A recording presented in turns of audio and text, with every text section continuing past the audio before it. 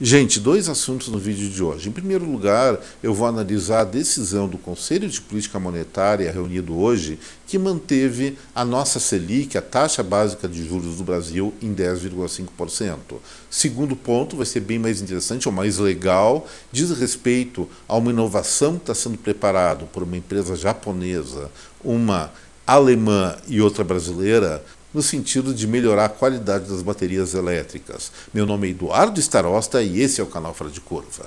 Ao contrário do que eu havia previsto na segunda-feira, não foi na verdade uma previsão, foi lançar uma possibilidade. Eu até imaginava que a Selic, a taxa básica de juros aqui do Brasil, poderia cair com a reunião do Conselho de Política Monetária hoje em torno de 0,25 ponto percentual. Mas não, o Conselho foi muito firme, por unanimidade, e resolveu manter a Selic em 10,5%. Mas por que aconteceu isso?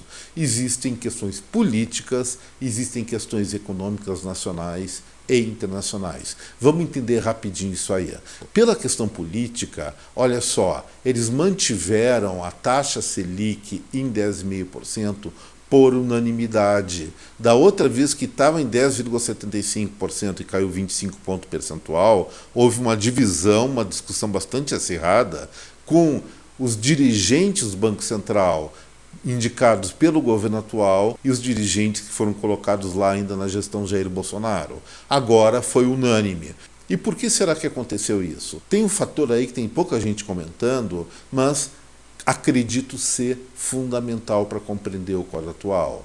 Alguns dias antes de ser tomada essa decisão, foi muita pressão política do próprio governo, presidente da República, presidente do Partido dos Trabalhadores, que começou a trocar ou mandar ofensinhas para o presidente do Banco Central, Roberto Campos Neto, no sentido de pressionar ele a reduzir de uma maneira mais contundente, mais intensa a nossa Selic. E o Banco Central do Brasil, desde lá de 2022, é autônomo, ninguém pode meter o bedelho lá.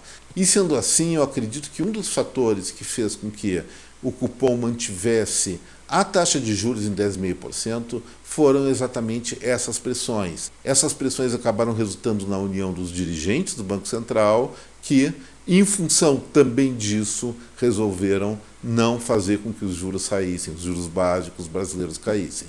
Mas tem dois outros fatores, ou alguns outros fatores importantíssimos que têm que ser considerados. Primeiro lugar é que as condições fiscais do Brasil não estão nada alvissareiras. Nós temos sim um aumento de arrecadação em função de um crescimento de carga tributária, não de aumento muito substancial da dinâmica econômica, mas, por outro lado, os gastos públicos vêm crescendo em ritmo maior que o aumento da receita pública. Isso significa aumento de déficit. A dívida federal já chega a 76% do PIB, está crescendo muito rapidamente, sem que fosse necessário que isso acontecesse. Não há uma situação excepcional, talvez agora com o resgate, a recuperação do Rio Grande do Sul seja um bom motivo para fazer dívida, mas todo o aumento do endividamento que ocorreu no decorrer desse ano, em 2023, foi em função simplesmente de despesas de custeio que não foram controladas. E isso é muito sério. Desequilíbrio fiscal, sim, gera inflação. Aumento de dívida gera inflação. Tal situação gera desconfiança dos investidores. E aí isso nos leva ao segundo motivo que certamente ou muito provavelmente pesou na balança para o Conselho de Política Monetária manter a Selic em 10,5%. Credibilidade. Já falei em relação às contas públicas, não é nenhuma novidade, e as pessoas que têm dinheiro de dentro e de fora do Brasil também vão ficar prestando atenção nesses indicadores e vão decidir: mantenho a minha confiança nos títulos da dívida brasileira ou vou procurar outros mercados? A decisão predominante nos últimos meses tem sido procurar outros mercados, outros títulos de dívida de países com maior credibilidade e maior estabilidade. E vem acontecendo isso, nós podemos acompanhar tal indicador pelo frequente saldo negativo que o Brasil está tendo em termos de recebimento e remessa de divisas, não em termos de balança comercial, mas sim do fluxo financeiro. Então tem saído muito mais dinheiro no Brasil do que entrado, e isso liga um sinal de alerta no Banco Central, porque essa grana que entra não é porque o Brasil simplesmente quer atrair por atrair, ela é necessária para girar a dívida pública. Então, reduzindo mais juros, o atrativo do Brasil, incluindo aí, somando aí o seu risco, seria muito menor. Então esse foi um fator também que teve importância, teve relevância na decisão de manter a Selic em 10,5%. E o último aspecto, não esquecendo que existe uma ameaça inflacionária de médio prazo, foi a decisão do Banco Central norte-americano, o Federal Reserve, de não reduzir seus juros internos, não reduzir a sua taxa básica de juros. Por que isso? Na medida em que nos últimos meses a nossa Selic vem caindo de uma maneira mais acelerada no início, depois mais lenta, vamos lembrar que a última reunião do cupom, sem ser essa, houve uma queda de 0,25 ponto percentual na Selic, agora ficou congelada, mas isso aí contava com uma expectativa de os norte-americanos, o Banco Central norte-americano, reduzir a sua taxa de juros também. E isso não aconteceu porque a inflação lá não está dando muita folga. Já discutimos isso num fora de curva anterior, mas o fato é que o Banco Central de lá, ele é muito, vou falar assim, ortodoxo, muito cioso do controle inflacionário e resolveu não reduzir os juros por lá, fazendo com que o Brasil, ou o Banco Central brasileiro, tivesse menos graus de liberdade para fazer com que a nossa Selic caísse mais. Vamos simplificar a coisa. Brasil é um país que tem coisas maravilhosas, mas tem um monte de tretas também, especialmente na área financeira, na área da execução de políticas públicas, especialmente na parte da despesa. Pelo lado dos Estados Unidos, nós estamos falando da economia mais forte do mundo, do exército mais forte do mundo e de uma das moedas, ou a moeda com maior credibilidade no planeta ainda atualmente. Então, duas taxas de juros muito parecidas, uma do Brasil, outra dos Estados Unidos, mesmo que a brasileira seja um pouquinho superior, será que as pessoas vão apostar na segurança ou na insegurança com uma remuneração um pouquinho melhor?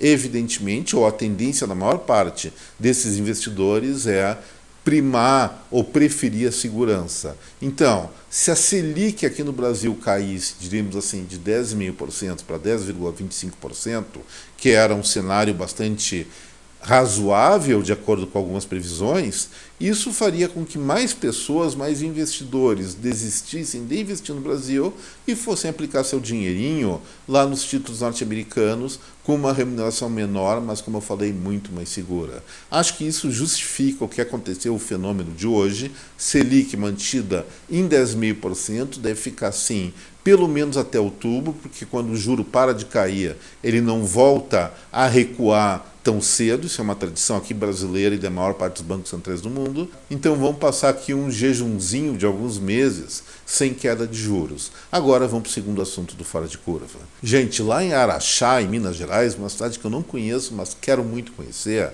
3 empresas, uma brasileira e 2 internacionais, estão fazendo um investimento, uma experiência muito interessante. Quais são as 3 empresas? A primeira, a nossa, que é a Companhia Brasileira de Metalurgia e Mineração, a CBMM. Depois vem a Toshiba, japonesa, e a Volkswagen, alemã. O que eles estão fazendo? Eles estão unindo esforços. A Companhia Brasileira de Mineração, ela se especializou na extração do nióbio, que era aquele mineral mágico que o presidente Bolsonaro, o ex-presidente Bolsonaro, tanto falava. O astronauta Marcos Ponte também é entusiasta desse mineral. E ela se especializou, como eu falei, na extração desse mineral, algum tipo de enriquecimento, aumentar o grau de pureza, se juntando com Toshiba, que trabalha muito nessa questão de baterias, e a Volkswagen equiparam um ônibus com uma bateria especial para receber carga elétrica, e essa bateria começou a ser testada. Os primeiros experimentos mostram que o tempo de carga dessa bateria é de 10 minutinhos. É mais ou menos a mesma coisa, ao mesmo tempo de entrar, abastecer um veículo comum com etanol, com diesel, com gasolina, e se tocar de novo para continuar passeando ou viajando. É esse o tempinho. Ao contrário das baterias elétricas atuais, que para ser 100% carregadas demoram horas e horas, muitas vezes mais de 6 ou 8 horas, e aí haja paciência, né? Então o nióbio, ele está tendo essa propriedade, ou está mostrando essa propriedade de uma carga de 100% muito mais rápida. Ainda a autonomia desse ônibus é muito pequena, 60 quilômetros, mas ele é experimental. Talvez botando mais placas desse metal, do nióbio, essa autonomia aumente, e isso parece ser uma grande promessa ou uma coisa muito promissora para os próximos anos em termos de tecnologia energética para veículos. Talvez estejamos contando os dias da nossa dependência dos combustíveis fósseis e até dos combustíveis plantados, como etanol, porque se isso der certo, gente, se essa experiência de nióbio feita pela empresa brasileira, pela Toshiba e pela Volkswagen, vingar sucesso realmente, o paradigma brasileiro e mundial de locomoção ou de abastecimento energético para veículos voltados à locomoção vai mudar radicalmente. Vamos assistir uma grande revolução nos próximos anos, espero que sim, a partir de Araxá, em Minas Gerais. Gente, o que eu tinha para falar hoje era isso. Espero que vocês tenham gostado desse vídeo. E se gostaram, não esqueçam do like, do compartilhamento desta película com a sua rede de contatos. E aquelas pessoas que não são inscritas no Fora de Curva e estão nos assistindo pela primeira vez, eu faço sim meu convite para inscrição. Um forte abraço a cada um. Deixo aqui meu até breve. Tchau, gente.